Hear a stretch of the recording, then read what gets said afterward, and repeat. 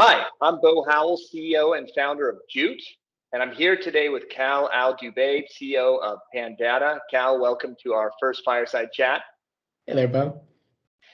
Thanks for joining us. Before we get started, can you tell our viewers a little bit about your background and tell us a little bit about Pandata too?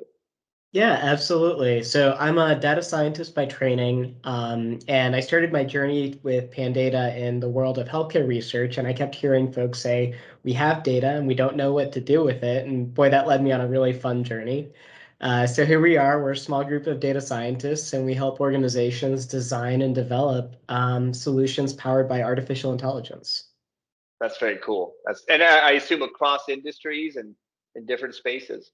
We've done a lot of work in healthcare, and we notice a lot of need for designing unique or novel machine learning solutions in industries with heavy regulation, like financial services, healthcare, energy, education, etc. So we see a lot of practice in that world. That's cool. Yeah, I mean, regulation is driving a lot of it. Today's talk is really just to focus on that. What are some of the hot topics and trends in financial services, particularly around data and machine learning? So glad that you're here with us today. Yeah, my pleasure. Thanks for having me. So for our viewers, today's discussion will be framed around a few questions that we get frequently from customers, clients, prospects, partners, things like that. So we'll go through a few of these, and certainly if you have any questions or comments, please feel free to leave them on LinkedIn. We'll be happy to get back to them. And if we start to see, again, some reoccurring things or questions pop up, we can have our second fireside chat focus on those elements. So I guess to get the conversation started, Cal, one of the things that I don't think most people in a lot of industries really appreciate is the amount of data that we deal with on a daily basis now and how that's really kind of impacting businesses, operations, and things like that. So can you talk a little bit about, how can businesses in highly regulated industries handle just the growing amounts of data that they have to deal with? Well, I like that question. I want to take a step back even. Let's talk about what we mean by scale of data, right? Sure. So, let's say you have 1 million customers on a platform. Sounds like a lot, right? That's a big number. You have to track maybe 1 million different pieces of information on their profile. Now, when we talk about 1 million customers, an average maybe having a dozen transactions in your platform a month, starts to talk about a little bit, slightly bigger scale data.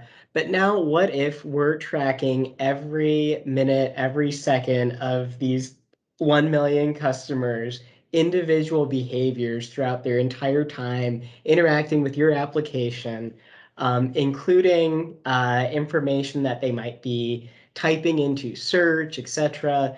All of a sudden, this 1 million customers explodes in scale. And so that's what we really mean when we talk about big data. Right.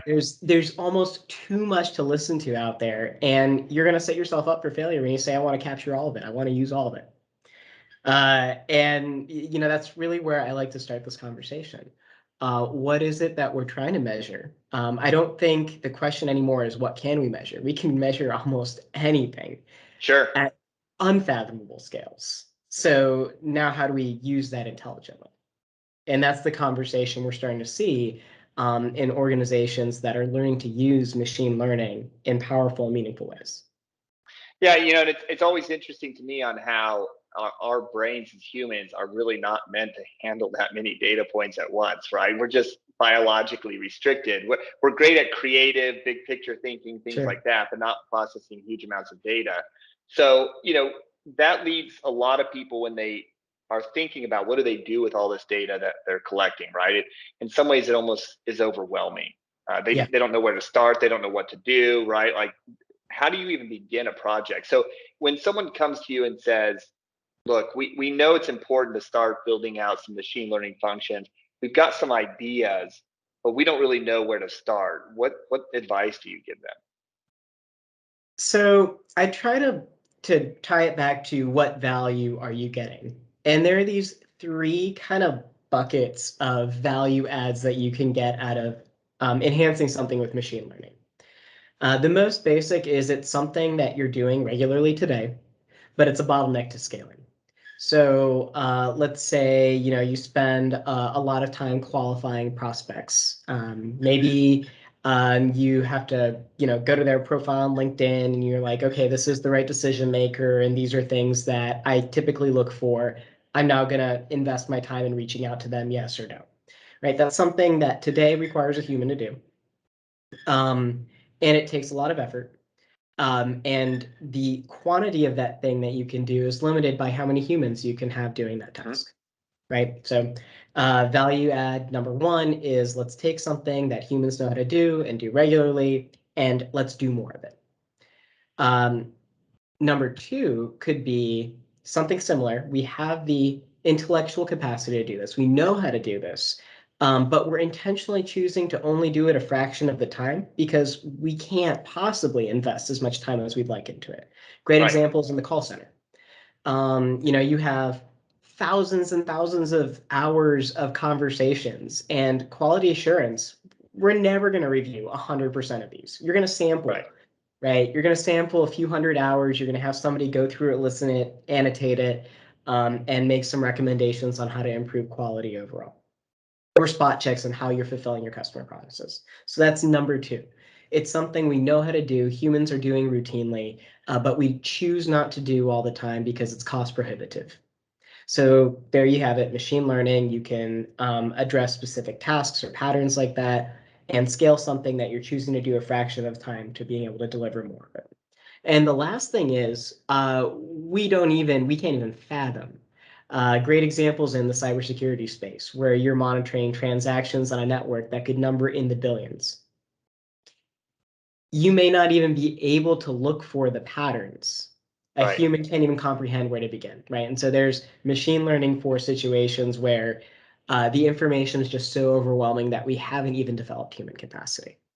And I try to tie it back to which of these three things does it sound like you're trying to accomplish? Yeah, and that's interesting. I mean, in the financial services space, particularly with SEC registered entities, right? There's all these rules and regulations. They have these complex compliance programs, and we see specific examples like that all the time. I mean, some examples like email review, right? I mean, Yeah. if you're having the amount of email produced by even a small business is pretty big, and you can't review it all, right? You certainly can't do it in real time on a daily basis. So we see a lot of people doing it quarterly, monthly, taking a sample, and you're just getting a snapshot and hoping to get lucky. Same thing with a lot of trading in our space, right? There can be Yeah. thousands of trades a day, maybe more, and to monitor some of that stuff can be pretty overwhelming. And some larger businesses will hire someone to do that Yeah. as a full-time job, right? Which is pretty boring, I would think. I would hate to do the same thing over and over again every single day, but that's just me. But you're right. I mean, even that person has capacity limits, and just adding more and more people to it really, doesn't produce the types of returns. Um, well, thank you very much for joining us today. We really appreciate all your insights, Cal. Would love to have you back sometime. I think continuing to drive this AI literacy is something that we should just keep pushing for. So thanks for being here. Yeah, my pleasure. I had such a great time in the conversation.